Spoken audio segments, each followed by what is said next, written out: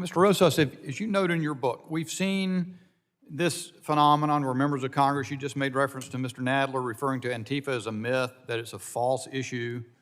The FBI director said that Antifa is, quote, not a group or an organization, it's a movement or an ideology, end quote. Secretary Mayorkas insists that Antifa should not be called domestic terrorists. It seems to me we've got to distinguish between ideological movements and those who lapse over into something beyond that. You made a distinction in talking about BLM protests, that the 93% were peaceful, but the 7% were remarkably destructive and violent.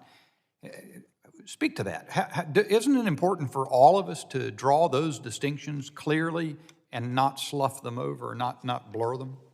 Yeah, absolutely. Just because, Antifa is, they have, as you mentioned, they very much operate on a decentralized, small unit level, and that's on purpose so that local law enforcement has a harder time trying to take action and take it down, because if they take down one cell, there's another one in the same area, particularly Portland and the Pacific Northwest. There's even some here in the DC area. So yes, I mean, this isn't complicated. This is a real movement that people identify with, and they have historically, even before 2020, taken violent action against innocent people. So as best I've been able to see, Antifa in particular, and the just observations I've made, they are organized around the notion of violent protest. Yes. And I guess I'd ask you if that's an accurate understanding. And so if they exist in these small cells, maybe linked by this ideology of some sort, how are they organized and led, and how do they interact and coordinate with each other, and how do they get their funds, if you have insight about that? So, I mean, just how any other group kind of organizes today. I mean, they all use social media. Half the reason why I knew where to be in 2020 is because they advertise freely on social media sites like Twitter. Now, this is pre-Elon Musk Twitter. Some of them have been taken down in the time since he took over, but they organize on social media. They organize in encrypted chats as well. And when it comes to funding, I mean, they openly solicit donations on their PayPals, Venmos, Cash App, and that's kind of how they, at least publicly, are able to sustain themselves. I mean, just from personal experience, I used to live in the DC area, unfortunately, and I would see some of the same people over and over again at these protests, and I would kind of wonder how you're able to hold down a job if you're constantly at these things. And of course, I'm there because that's my job to cover what they're doing. So it's not really complicated. They organize openly on social media in more discreet ways, and they raise money openly too. Thank you, Mr. Rosas. Mr. Erickson, and somewhat quickly, because I got a limited amount of time left, from your perspective, your experience, Homeland Security, is Antifa, groups like that, a real threat that needs to be attended to by Congress and by the department? Absolutely, it's a real threat.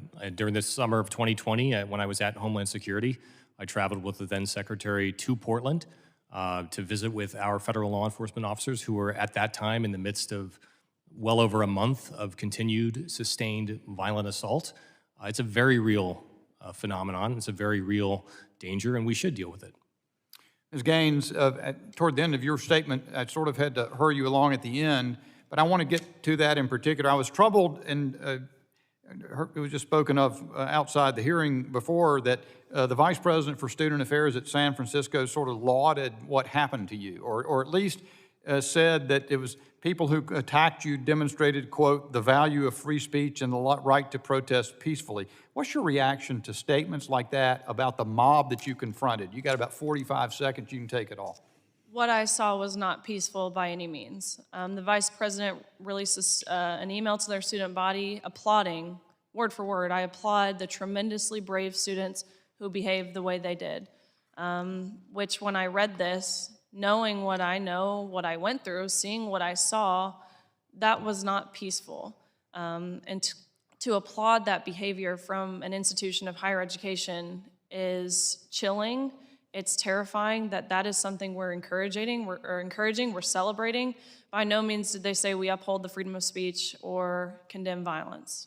I think that's a critically important point, and I appreciate your making it. My time has expired. I now